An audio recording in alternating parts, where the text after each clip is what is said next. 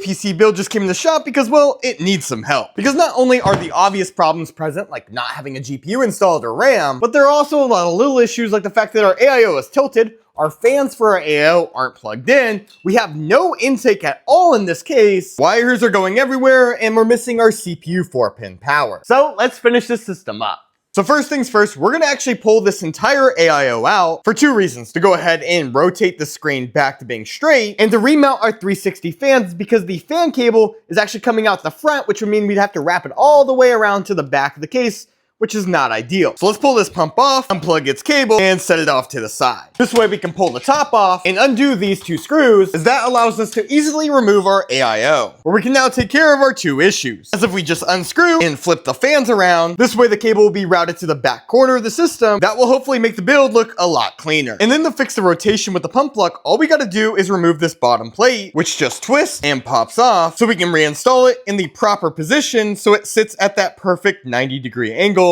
with our tubes. And then before we put this AIO back, there are a couple things I want to take care of before the tubing and radiator kind of get in the way. The first of which is adding our 4-pin CPU power cable, which we do have. And although it's not technically required for the system to actually turn on, I would highly recommend always plugging it in, as it does give your CPU and motherboard a little extra power headroom. So we're gonna go ahead and pre-wire it around front and push it through a rubber grommet. This way, when we come around back, we can get that cable plugged in to our power supply. And then while we're at it, let's go ahead and rerun the USB cable for our AIO, because right now it's just coming around front by running it from down below up through the back of the case, then back around front to make it easy to plug in. And then while we're here working on wiring, I'm actually going to move our HD audio cable from running this kind of loop to coming out in this bottom corner just to have a much cleaner run. And then the last bit of wiring to fix up really includes just running these cables back all the way so there's not extra slack on the front side, and figuring out what we're going to be doing about our fans, because as of right now, our radiator is set as an exhaust, our rear fan set as exhaust, but we have no other fans installed,